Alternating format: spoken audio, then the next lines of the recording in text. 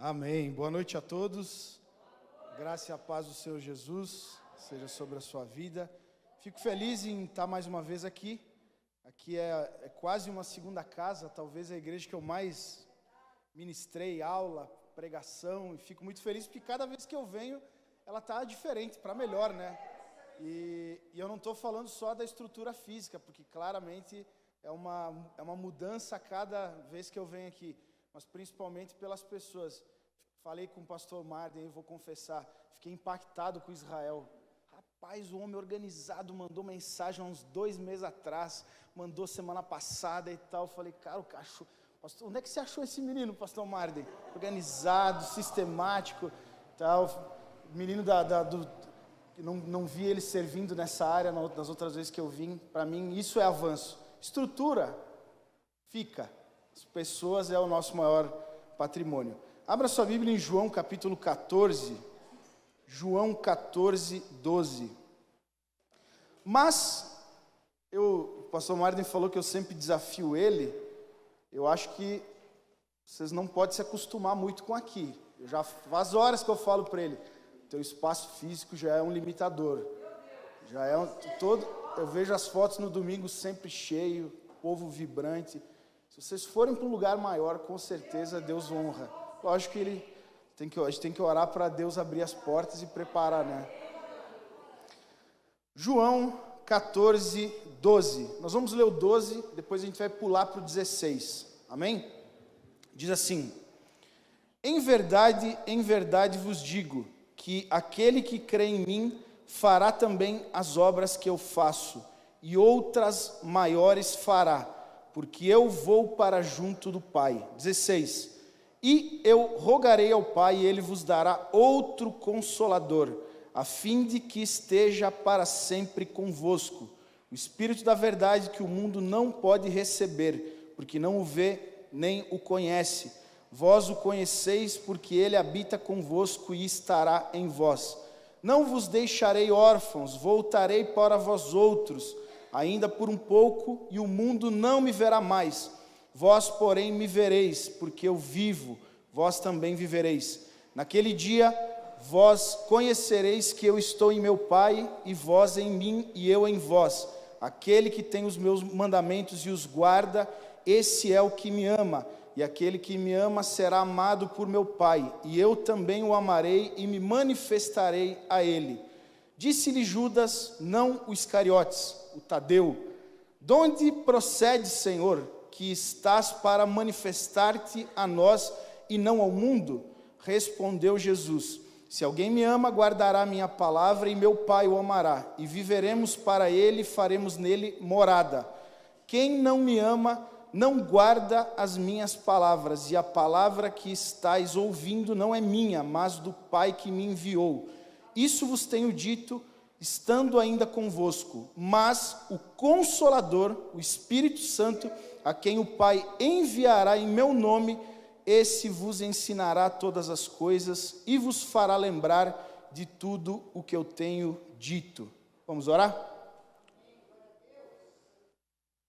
Senhor, fala conosco através da Tua palavra, que seja mais do que informações, seja a Tua palavra falando ao coração de cada um dos meus irmãos, não só os que estão aqui presencialmente, como os que estão ao vivo em casa, não só os que estão assistindo ao vivo, aqueles que talvez vão assistir depois com o culto gravado no YouTube, que o Senhor fale ao coração deles, que seja uma oportunidade deles terem a experiência de ouvir a Tua voz, porque nada é mais importante do que a Tua voz, a Tua palavra, a Tua presença nas nossas vidas, em nome de Jesus, amém.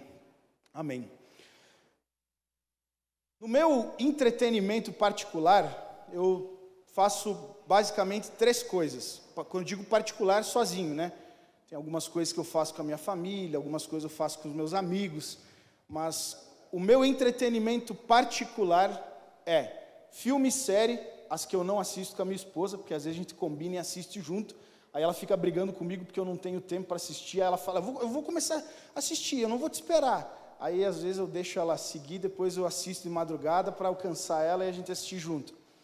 E esporte, se você entrar na lupinha do meu Instagram, geralmente o Instagram, TikTok, redes sociais, ele vai sugerir nas lupinhas lá coisas do teu interesse. Você vai ver basicamente 3 coisas: pastores falando, pregadores, textos bíblicos, estudos, que geralmente eu clico neles quando eu estou navegando lá no Instagram, futebol e luta.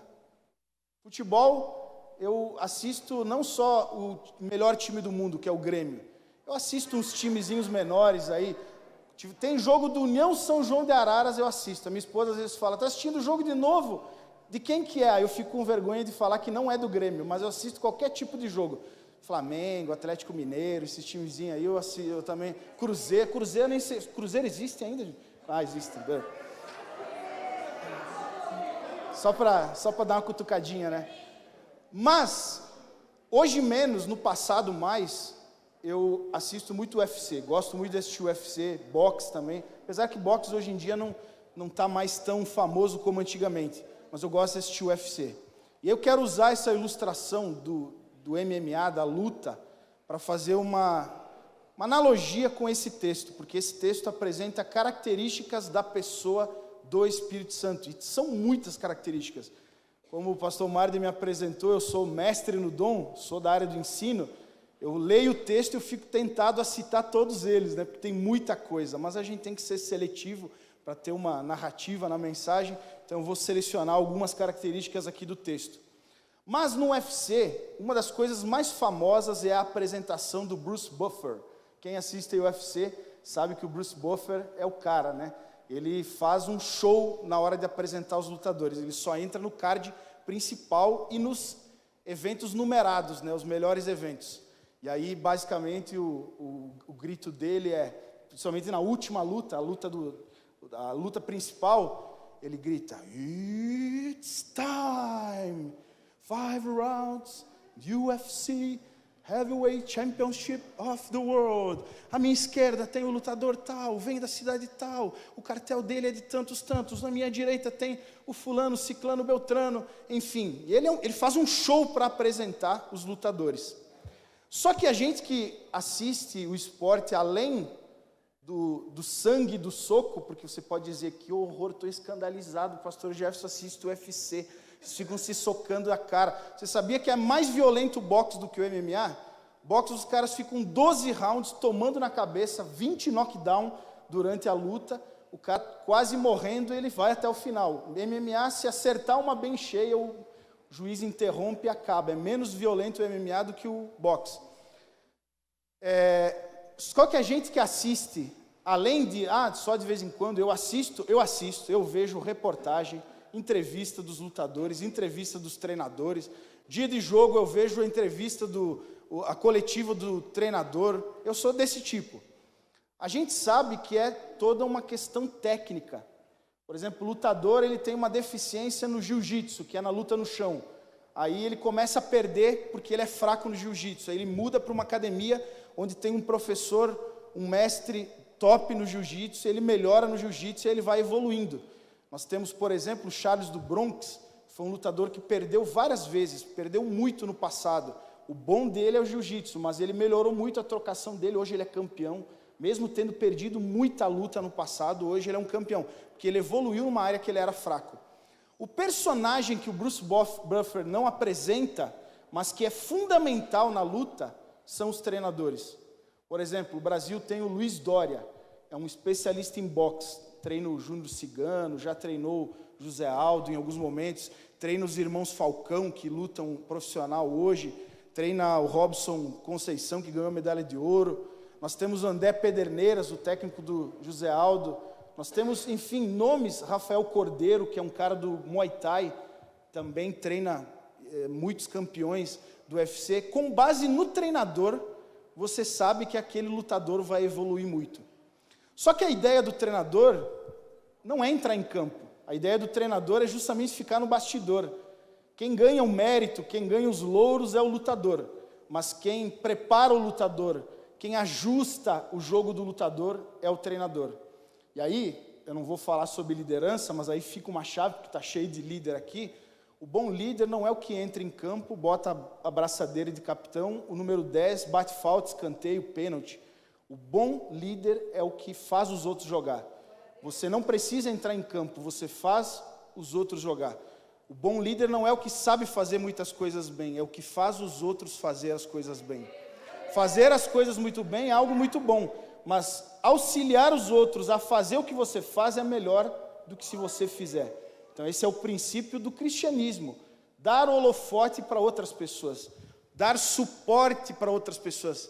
Eu te suporto, irmã. A gente acha que suporte é tolerância, né? Eu só estou te suportando porque eu sou obrigada pelo amor de Jesus. Não é esse o princípio, não é tolerância, suporte. Suporte é dar suporte. Eu te coloco nos meus ombros para que você cresça mais alto. E o Espírito Santo, ele é das três pessoas da Trindade, o menos conhecido, porque justamente ele faz o trabalho de bastidor. Tudo na Bíblia culmina em Jesus. Jesus é o centro da salvação, Jesus tem que ser o centro do culto, Jesus tem que ser o centro da mensagem.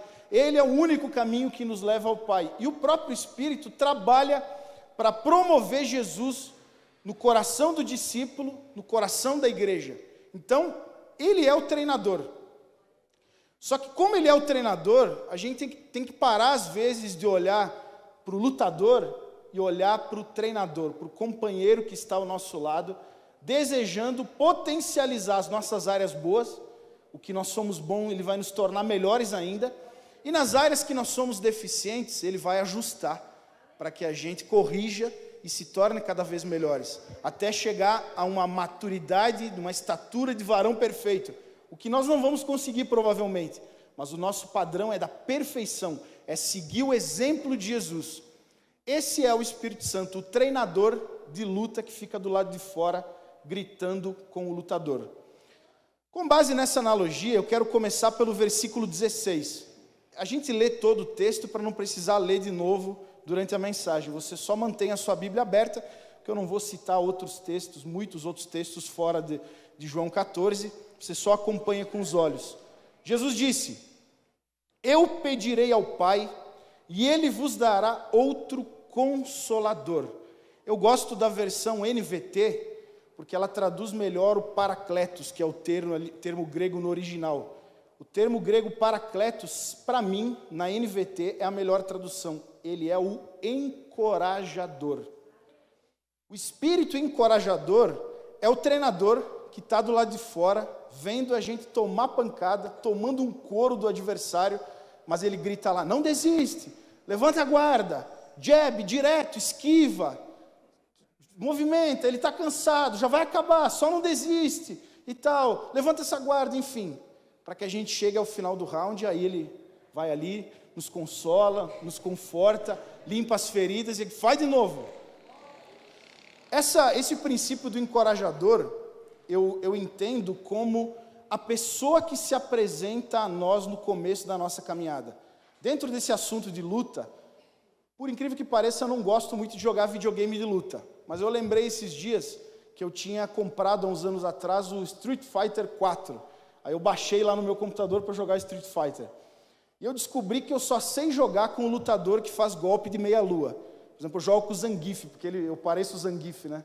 Grandão, barbudo e tal, eu jogo com o Zangief. Eu só sei lutar com um lutador de golpe de meia-lua. Aí, acho que foi ontem mesmo, eu estava jogando de tarde um pouquinho, e aí eu testei outros personagens. Rapaz, a gente toma um couro, né? Porque a gente entra no online, a gente não sabe jogar, a gente não consegue acertar um golpe neles. Esse é o cristão no começo da caminhada. Você já percebeu? Quem é pastor vai perceber isso. O cara se converte. Num primeiro momento, parece que Deus preserva ele. Tudo é maravilha. Tudo é céu na terra, todo mundo é maravilhoso, todo mundo é bênção. Passam uns 2, 3 meses, é como se Deus... Agora deixa eu te mostrar a realidade. Ele tira a mão de proteção, igual um pai que cuida de um bebezinho, que dá comida na boca dele, dá chupetinha quando ele precisa, e aí vira um caos a vida do cristão. Aí ele vira igual o cara que não sabe jogar Street Fighter e entra lá contra uns caras de nível muito alto, só apanha. Tipo Rocky Balboa, né? Você assiste o filme do Rocky, ele só apanha, ele aguenta, ele está todo torto, e no final ele dá um golpe e vence o cara. Esse é o Espírito Santo nesse começo de caminhada, que nos auxilia, nos encoraja. O encorajador, ele anima, motiva, encoraja. Está difícil, mas você vai melhorar. Está difícil, mas você vai aprender a usar as ferramentas certas. Está difícil, mas você vai aprender a lutar. Não desista. Eu já fiz jiu-jitsu. Eu lembro que eu ia no jiu-jitsu e eu apanhava, irmãos. Eu apanhava. Porque jiu-jitsu não é de soco, é só de estrangulamento, né? Pega nas juntas, né? Articulações, essa é a palavra. Eu apanhava. Eu lembro que eu fui no primeiro campeonato, eu perdi para um menino de 67 quilos. Eu lutei nos 88, um menino de 67 no absoluto, me deu uma guilhotina. Eu falei, esse magrelo, eu vou arrebentar ele agora. Acho que ele vai me segurar. Ele encaixou a guilhotina e eu fiz força de tudo que é jeito. Eu cheguei a levantar ele agarrado em mim. Eu tive que bater, senão eu ia quebrar meu queixo aqui, porque ele acertou o movimento. Mas aí, passam uns 2, 3 meses, você começa a aprender. Aí você já aprende a usar o peso. Aí você já aprende a fazer um golpe, aí você fica sempre repetindo aquele mesmo golpe. Aí você fala, não, mas eu estou fazendo sempre o mesmo. Você vai melhorando. O Espírito Santo é esse companheiro, treinador, que sabe das nossas deficiências, mas que vai nos ajudar a melhorar. Ele fala conosco, ele nos dá a direção. O Luiz falou algo muito interessante sobre ter experiência com o Espírito, não conhecer apenas a letra. Eu lembrei de algumas histórias, eu vou citar 2 no meio da mensagem aqui, que elas elucidam muito bem esse papel do Espírito Santo na nossa vida. Eu sempre fui da área do ensino, desde que eu me converti, e eu me converti numa igreja que tinha culto de revelação na terça-feira, aquela revelação a mais folclórica da igreja evangélica. Deus está me mostrando que alguém aqui está... Levanta a mão aí, não é você. Levanta a mão, não é você. É você, é você. Agora Deus está me mostrando tal coisa. E na sexta era culto de libertação. Campanha do sal grosso, campanha da tenda. Os irmãos entravam na tenda e caíam endemoniados. Então era culto, era uma igreja de mover. E o mestre, geralmente, ele é conhecido como a geladeira da igreja, né? O cara do estudo, o cara da... Lembro que eu cuidava de uma congregação nessa igreja... E aí a congregação cabia 14 cadeiras dentro de uma garagem da casa de uma irmã. E aí um dia o pastor foi lá, nunca ia no culto, uma quarta-feira ele chegou lá, não tinha nem lugar para ele sentar. Ele ficou lá na porta, assistiu um pouco da mensagem. Na semana ele me chamou, Jefferson, preciso conversar contigo, vem um pouquinho antes no culto e tal. Aí ele falou, cara, você não precisa pregar igual você prega no domingo lá na congregação. Abre um texto aí nos milagres de Jesus e prega sobre cura e libertação, que aquela congregação vai encher. Falei, pastor, começa que tem 14 cadeiras e geralmente tem 14 pessoas lá. E eu já preguei cura e libertação para todas aquelas pessoas. Se vier alguém novo, eu prego cura e libertação. Eles já estão libertos, eu tenho que crer que estão libertos, agora eu estou indo nos próximos passos do processo. O mestre é esse cara, é o cara chato, é o cara que não aceita porque você está dizendo. E aí eu era acusado de ser o que se escondia atrás da Bíblia. Para tudo eu tinha argumento bíblico. Então eu tentava equilibrar sendo um cara que buscava o Espírito Santo e buscava ter experiências. E aí eu vou contar para vocês a primeira experiência que eu tive. Eu já contei aqui, se você ouviu, ouça de novo, não tem problema nenhum. É bênção sempre a gente ouvir testemunho. Eu fui católico até os 19 anos, não praticante, ia na missa uma vez cada 3 meses, ou em batismo de parente, né? Nunca tinha entrado numa igreja evangélica, nunca tinha ouvido alguém falar em línguas, sabia de nada disso. Quando eu fui para a igreja. E aí eu chego na igreja, nessa igreja, penteca até o tutano, e aí eu ouço o pessoal falando, que Deus falou comigo. Hoje eu estava em casa, eu até preparei outra mensagem, mas quando subi no altar, Deus falou comigo, e Deus falou comigo, e Deus falou comigo. Eu falei, que negócio é esse que Deus fala com as pessoas? E aí o cara que me levou para a igreja tinha o mesmo nome que o meu, Jefferson. Eu cheguei no final do culto para ele e falei, ô Jeff, que negócio é esse cara que Deus fala com as pessoas? Como é que ouve Deus? Explica aí. Aí o Jefferson e o irmão dele me levaram para a casa deles, eram umas 11 horas da noite. 4 horas da manhã eles ainda estavam tentando me explicar como é que eu ouvia Deus. Porque eles falavam e eu perguntava, eles falavam e eu perguntava. Chegou uma hora que eles cansaram. Deu 4 horas da manhã, o Jefferson falou, cara, eu lembro disso, que ele falou isso. O dia que Deus falar contigo, tu vai saber que é Ele que está falando, não dá para explicar. Só que no meio dessa história, eles me contaram a história de Jó. Eu nunca tinha ouvido a história de Jó, nunca. Eu lembro que eles também emendaram com a história do Matos Nascimento, que é uma história parecida, perdeu tudo, tocava no Paralama de Sucesso, e aí depois Deus restituiu e tal. E eu fui impactado com a história de Jó para casa. No dia seguinte, fui jogar bola.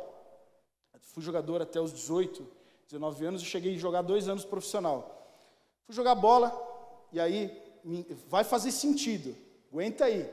Joguei bola na chuva no dia seguinte e assou a perna. Quem já assou a perna jogando bola na chuva? A bermuda molhada, raspa na perna, assa a perna, assou minha perna. Aí voltei do futebol, eu estou tomando banho, já estava um bom tempo no banho, a água já tinha batido na assadura da perna. Eu estou lá, eu esqueci do negócio de ouvir Deus.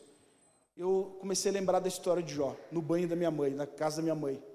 Eu comecei a chorar, lá em 2006, abril, maio de 2006, bem no comecinho que eu estava na igreja. Eu comecei a chorar, eu falei, meu Deus, ele perdeu tudo, ele perdeu os filhos dele. Roubaram todos os gados, todas as coisas. Não ficou nada, e mesmo assim ele foi fiel. Aí eu fiz aquela oração de novo convertido, que se Deus responde, a gente está enrolado, né? Eu falei, Deus, pode mandar sobre mim o mesmo sofrimento que o Senhor mandou na vida de Jó, porque eu vou ser fiel a Ti, Senhor. Eu quero que as pessoas conheçam o Senhor através do meu testemunho e tal. Irmãos, na hora, a assadura da minha perna doeu como se alguém tivesse colocado uma faca na minha perna. Eu nu, naturalmente tomando banho sozinho, com a porta trancada, eu abaixei e gemi de dor no banho, irmão, com a dor da assadura da perna. A água já tinha batido na assadura. Foi algo providencial. Quando eu estou lá embaixo gemendo de dor, eu lembro que eu falei, eu ouvi uma voz, tu não aguenta nem a dor da assadura da tua perna, tu acha que tu vai aguentar o sofrimento de Jó? Irmãos, eu não devia contar esse testemunho, porque na primeira vez que Deus falou comigo, Ele mostrou a minha ignorância. Mas você tem noção que naquele dia, o Criador dos céus e da terra falou comigo no banheiro da minha mãe?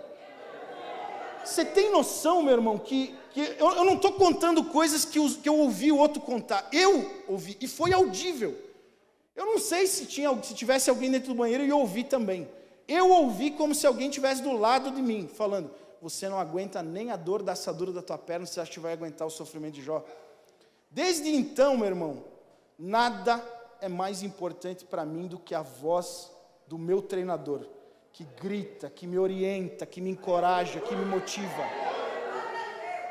Em outubro de 2021, Marden, a gente conversa muito sobre igreja wesleyana, sobre várias coisas, a gente somos os meninos do bispo lá nas lives dele, eu e ele, quando ele não está, eu e tal, e ele sabe das correrias, né?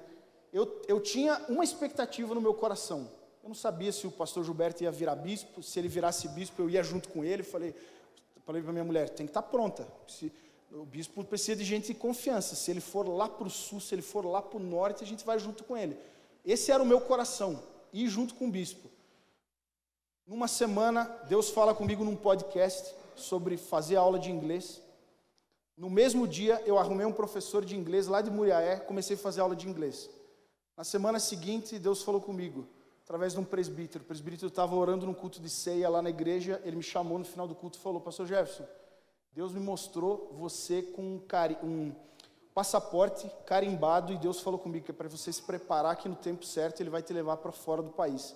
Só eu e minha mulher sabia que Deus tinha falado comigo sobre fazer aula de inglês. Passou uns dias, eu tive a direção para onde ir. Marden sabe, a gente já conversou um pouco sobre isso.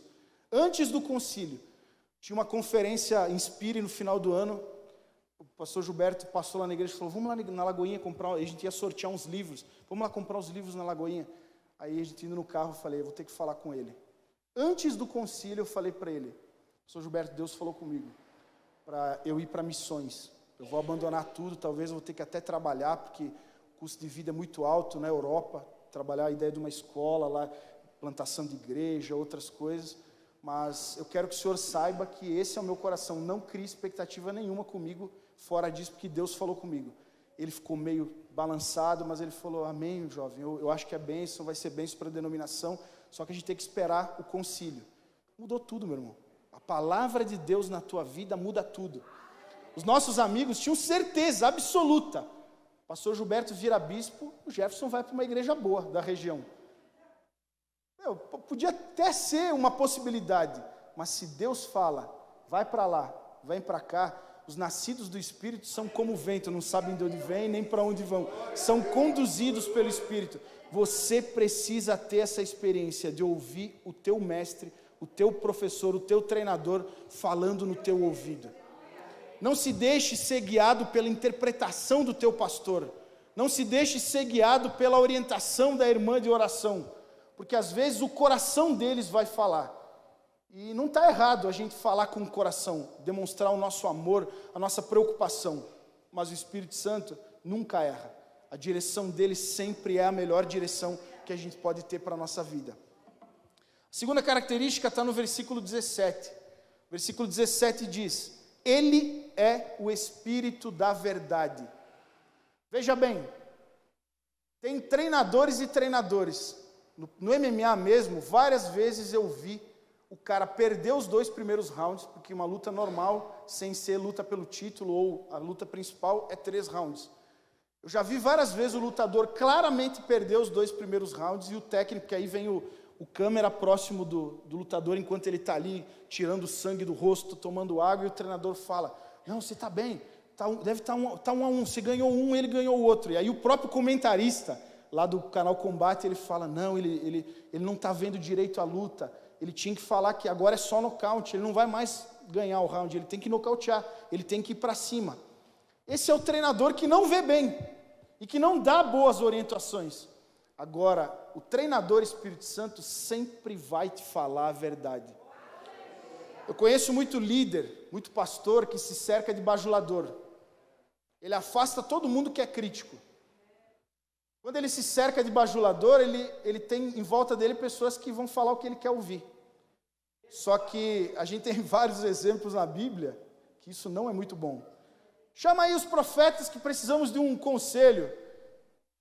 Chega lá o Micaías, 1 Reis, 2 Reis. Micaías fala: se você for, você vai morrer. Não, chama os outros, porque esse aí sempre profetiza contra mim. Mas ele era o único profeta de Deus. Pode ter 450 profetas de Baal, se tiver um de Deus, ele vai contrariar a opinião de 450. Profeta de Deus, aquele que é conduzido pelo Espírito da verdade, ele te fala a verdade. Talvez você se enrosca em muita coisa, você bate cabeça em muita coisa porque você não ouve a verdade. Porque você se cerca de pessoas que falam o que você quer ouvir. O Espírito da verdade não te engana, não te ilude. Quem te ilude é o diabo, é o príncipe desse século que cega o entendimento dos incrédulos. Se você é conduzido pelo Espírito, ele vai te arrebentar de vez em quando. Ele vai dizer: ô Jefferson, você está se achando, né, cara? Você está se achando aí o recheio da coca. Baixa a bola aí, cara. Baixa a bola que sou eu na tua vida. Se não for por mim, você está enrolado. A gente precisa desse tipo de treinador. A gente precisa desse tipo de pessoa do nosso lado. Que nos fale a verdade e doa quem doer. De bajulador, o inferno está cheio. O Salomão disse, né? É mais fácil a gente se defender uma cidade fortificada de um exército, do que a gente se defender de um elogio. Elogio é bom. Eu lembro de elogios que eu recebi há 20 anos atrás. Agora, elogio geralmente nos corrompe. É muito melhor quando a gente ouve a verdade que nos confronta, do que a gente ficar enganado com elogio de bajulador. Terceira característica no versículo 19, presta atenção, diz assim o versículo: em breve o mundo não me verá mais. Isso é, Jesus estava indo ao Pai, o mundo não vai me ver mais. Mas vocês me verão, porque eu vivo, vocês também viverão. Quando Jesus morre, ele desce à mansão dos mortos, e o próprio Paulo, ele diz que quem ressuscita Jesus é o Espírito Santo. O mesmo Espírito que ressuscitou Jesus dos mortos, sepulta a nossa vida. Quando a gente recebe Jesus, nas águas do batismo, nós somos sepultados, e ele nos ressuscita em novidade de vida. Agora, o Cristo que não está pregado numa cruz, que não tem os seus ossos numa sepultura, mas está vivo, se relaciona conosco por meio do Espírito Santo. Ele é o Espírito vivificador. Talvez, meu irmão, o teu cristianismo é apenas uma decisão que você tomou em um dia da tua vida, que eu vou permanecer nessa igreja, eu vou ser fiel, eu não vou desistir de ser evangélico, porque aqui é um lugar muito bom, a gente ouve uma boa palavra e tal. E o teu cristianismo se resume a isso. Mas eu quero te dizer que se o Espírito vivificador te ressuscitar dos mortos, você passa a ter acesso às realidades espirituais. Você vê Jesus, você ouve Jesus, você se relaciona com Jesus. Paulo disse lá em 1 Coríntios capítulo 15, do versículo 1 ao 8, Jesus, quando ressuscitou, apareceu primeiro para 2 mulheres, depois apareceu para os apóstolos, depois apareceu para mais de 500 pessoas diferentes. E no versículo 8 ele diz, e depois apareceu para mim, alguém nascido fora do tempo. Paulo se converte depois que Jesus tinha ressuscitado e subido ao céu. Se Jesus apareceu para Paulo, ele pode aparecer para nós. Você vai dizer, mas Paulo era o 13º apóstolo. Não interessa, meu irmão. Se Jesus falou com ele, apareceu para ele, ele pode aparecer para mim. Porque eu estou vivo, assim como Jesus está vivo. Eu me relaciono com Jesus vivo. O meu cristianismo não é uma filosofia, porque o autor das Escrituras, aquele que ensina, ele está vivo ao meu lado enquanto eu leio, enquanto eu estudo, enquanto eu prego. O Espírito Santo faz o Evangelho se tornar vivo e real na tua vida. Quarta característica, no versículo 21 diz, eu também os amarei e me revelarei a cada um deles. Quem revela Jesus a nós é o Espírito Santo. Inclusive no livro de Atos, ele é chamado de o Espírito de Cristo, porque como ele é o cara do bastidor, ele coloca Jesus no holofote, ele apresenta quem é Jesus, ele apresenta o nosso amigo a nós, ele nos conduz a Jesus, ele revela Jesus. Jesus disse lá em Mateus 28, 20, no final da grande comissão, lembrando que eu estou convosco todos os dias até a consumação dos séculos. Jesus, quando te manda ir como ovelha em meio aos lobos, ele não está dizendo, vai meu filho, Deus é contigo, vai, tchau. Ele diz, vamos, porque eu estou convosco todos os dias. É por meio do Espírito Santo que a pessoa de Jesus é revelada na nossa vida. Quando você se deparar com o endemoniado, fica tranquilo, meu irmão, você não tem experiência de expulsar demônio, mas Jesus, aquele que dá uma ordem ao inferno, e o inferno estremece, ele está contigo. Quando você impor as tuas mãos, é Jesus impondo as mãos. Quando você profetizar, é Jesus usando a autoridade que Ele te deu para realizar milagres, Ele está contigo. O Espírito Santo revela Jesus, revela a autoridade. Lá no texto de Atos 1,8 diz, então receberei poder, dunamis, ao descer sobre vós o Espírito Santo. O poder que nós recebemos em Jesus foi ortogado por Jesus. Ele disse lá, é-me dado toda a autoridade nos céus e na terra. Portanto, essa autoridade está investida na pessoa do Espírito Santo e Ele vai revelar isso para vocês. E aí coisas extraordinárias podem acontecer. Por fim, o versículo 26 diz, Ele vos ensinará todas as coisas e vos fará lembrar tudo o que eu lhes disse. Jesus, por meio do Espírito Santo, discipula a cada um de nós. Ele é o nosso mestre discipulador. Por meio do Espírito, Ele nos ensina o que é necessário. Ele nos faz lembrar dos ensinamentos de Jesus. Ele ajusta a nossa caminhada para que a gente se torne cada vez mais parecidos com Jesus. Quando o professor humano falhar no ensino dele, o Espírito Santo complementa o ensino. Quando o marido falhar como marido com a sua esposa, ele complementa a falta que o marido deixou. Quando a mulher fala com o seu marido, ele completa. O Senhor é o meu pastor, nada me faltará. E aí a gente pensa que o texto diz que se eu precisar de alguma coisa, Ele vai me dar tudo o que eu preciso. Não é isso que o texto está dizendo. O texto está dizendo, porque o Senhor é o meu pastor, eu não preciso de mais nada. O Senhor é tudo o que eu preciso. Ele é tudo o que você precisa para que você permaneça no caminho, para que você chegue ao destino final, para que você seja bem-sucedido. Ele vos ensinará, Ele vos fará lembrar. E eu quero encerrar com o versículo mais desafiador que nós lemos. Eu tenho certeza que quando você percebeu lendo ele, o versículo 12, você falou, meu Deus, esse versículo me persegue, ele é difícil demais de entender. Porque Jesus disse, eu vos digo que vocês farão as mesmas obras que eu fiz e até maiores.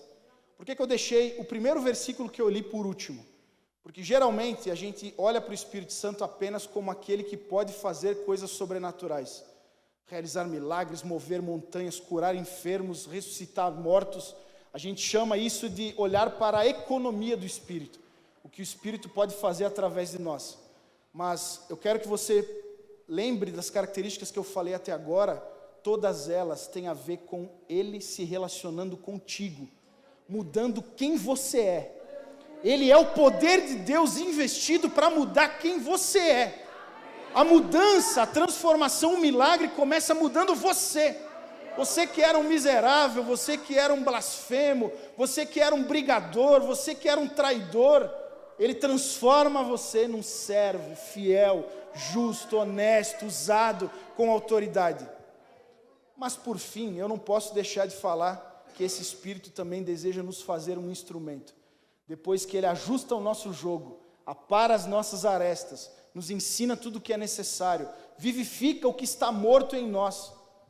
Agora Ele faz de nós instrumentos do dunamis, da dinamite do céu, que por onde passa produz transformação, explosão. Chegou esses que estão tumultuando o mundo, diz lá no livro de Atos.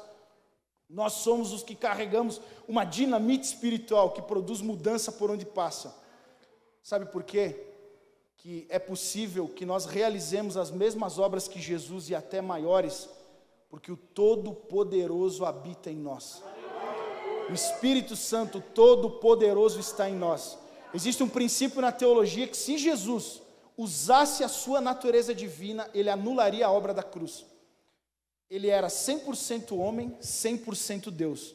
Porém, enquanto Ele estava no corpo de Jesus, como homem, Ele não podia usar da sua natureza divina, senão Ele anularia a cruz. Estava à disposição. Pedro, você acha que eu não poderia pedir que o Pai mandasse uma legião de anjos? Mas o propósito é que eu seja homem. O Evangelho de Lucas, dentro lá das faces do ministério de Jesus, dos evangelhos, apresenta Jesus, o homem perfeito. Leia o Evangelho de Lucas sob a ótica do Espírito Santo. O personagem principal do Evangelho de Lucas é o Espírito Santo, porque o homem perfeito, Jesus, é usado pelo Espírito Santo.